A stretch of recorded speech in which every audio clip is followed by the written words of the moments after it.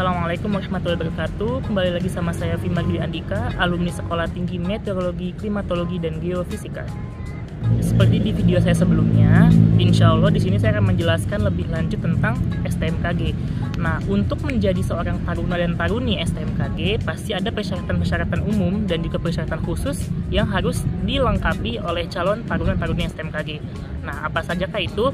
Di sini akan saya bahas sedikit-sedikit dan juga akan saya bahas berdasarkan pengalaman saya pribadi juga, yang insya Allah akan membantu kalian semua buat yang mau masuk STMKG. Oke, syarat pertamanya adalah pria atau wanita yang berstatus WNI atau warga negara Indonesia. Yang kedua adalah sehat jasmani, sehat rohani, tidak buta warna, dan juga boleh berkacamata dengan maksimal -4 dan juga maksimal silinder 2, namun bersedia untuk diperintahkan lasik. Jadi kalau misalkan nanti kalian sudah lulus nih, terus misalkan kalian -4 matanya atau silinder 2, nah apabila kampus meminta untuk kalian dilakukan operasi lasik, maka kalian harus bersedia untuk melakukan operasi lasik. Ini merujuk pada persyaratan tahun lalu. Di tahun lalu itu persyaratannya adalah umurnya tidak kurang dari 15 tahun dan maksimal adalah 23 tahun. Tapi untuk persyaratan umur, nanti kalian bisa update ya pada saat nanti sudah ada persyaratan yang terbaru. Kalian tolong update saja di situ. Insya Allah syarat-syaratnya nggak akan berbeda jauh kok. Belum menikah dan bersedia tidak menikah selama pendidikan. Jadi selama pendidikan itu kalian tidak diperbolehkan dulu untuk menikah. Kalau sudah selesai baru bisa menikah. Bebas narkoba dengan dibuktikan dengan tes kesehatan. Nah, kalau untuk tes narkoba di zaman saya dulu tahun 2017, tes narkobanya itu adalah pada saat tes kesehatan, jadi sudah tergabung langsung. Nah, tapi untuk di sebelum-sebelumnya, di junior-junior saya, di bawah saya, itu ada yang didahulukan untuk tes narkoba duluan. Jadi akan mungkin setiap tahun itu mungkin ada perubahan-perubahan, tapi insya Allah tidak akan pernah jauh. Paling-paling misalkan ada perubahan, ada yang diberikan tes narkobanya di depan atau di awal, dan juga ada tes narkobanya yang di akhir.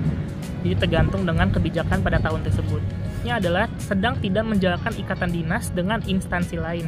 Jadi misalkan kalian udah keterima nih di salah satu ikatan dinas lainnya.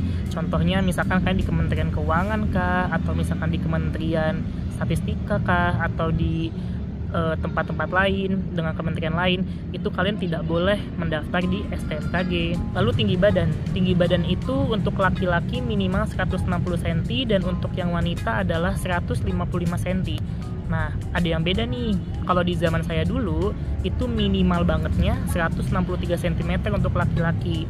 Nah, pokoknya kalau kalian udah punya tinggi badan di antara 160 sampai dengan 163, itu insya Allah aja.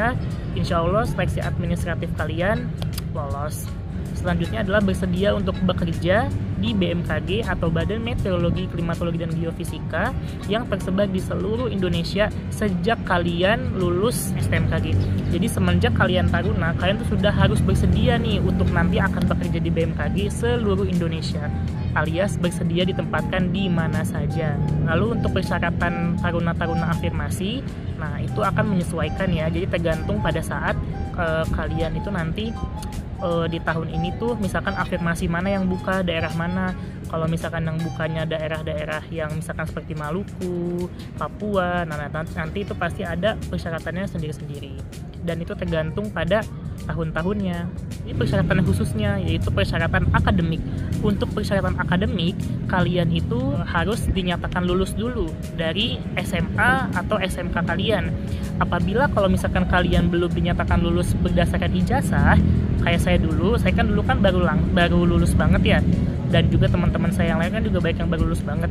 Nah, itu bisa dibuktikan dengan SKL atau surat keterangan lulus. Nah, untuk jurusannya apa aja? Jurusannya bisa semua jurusan, baik itu SMA maupun SMK.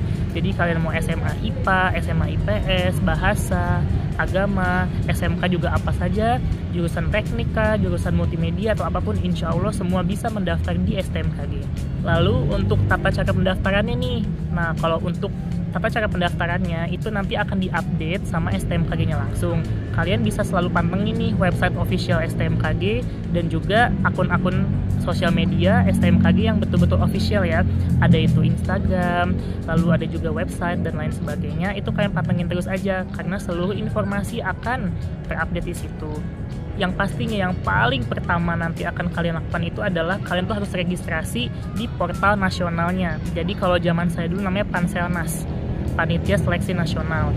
Nah, kalau di zamannya sebelum adik-adik saya nih, itu ada namanya SSCASN. Nah, mungkin nanti di zaman kalian itu akan menyesuaikan. Pada saat kalian akan mendaftarkan diri di STMKG, kalian hanya bisa memilih satu sekolah ikatan dinas aja dari banyaknya sekolah ikatan dinas.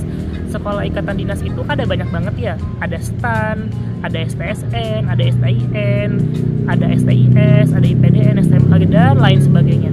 Nah, kalian hanya bisa memilih satu, nggak bisa milih 2 ataupun 3 ataupun lebih dari satu pokoknya. Sebelum mendaftar, pastikan kalian sudah memenuhi segala persyaratan yang sudah diminta dari STMKG-nya. Apabila ada persyaratan yang kurang, yang tidak kalian penuhi, maka ada kemungkinan juga untuk kalian tidak bisa masuk. Bahkan kalian bisa aja ketolak dari sistemnya karena kalian tidak memenuhi persyaratan. Untuk tata cara pengisiannya akan diberikan sebuah pemberitahuan, mungkin berupa selebaran kah, berupa PDF kah, atau berupa infografis kah dari official STMKG-nya. Nanti pantengin terus aja ya. Selanjutnya adalah melakukan pembayaran untuk pendaftaran. Nah, ada 3 nih yang harus dibayar. Yang pertama adalah bayar untuk pendaftaran STMKG-nya sebesar 75.000. Lalu untuk SKD-nya 100.000 dan juga untuk SKB-nya 100.000. Jadi total yang harus kalian bayar itu adalah sebesar 275.000. Tapi itu merujuk di tahun yang lalu, tahun 2024. Ada kemungkinan di tahun 2025 nanti untuk pendaftarannya akan sedikit berbeda nih. Mungkin bayarnya juga berapa, mungkin akan berbeda karena waktu di zaman saya itu membayarnya itu hanya untuk SKD dan SKB-nya aja, tidak ada biaya pendaftaran. Dan itu harus kalian bayar itu langsung semuanya, full.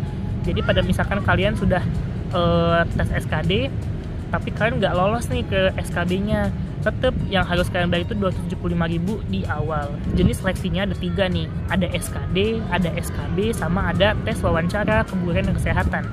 Nah, tes tahap pertama itu adalah SKD. SKD itu akan dilalui oleh semua orang yang akan ingin menjadi CPNS atau calon pegawai negeri sipil, termasuk STMKG. Nah, kenapa? Karena nanti setelah kalian lulus pendidikan dari STMKG, kalian itu dipastikan akan menjadi seorang CPNS. Maka dari itu kalian harus melalui tes SKD.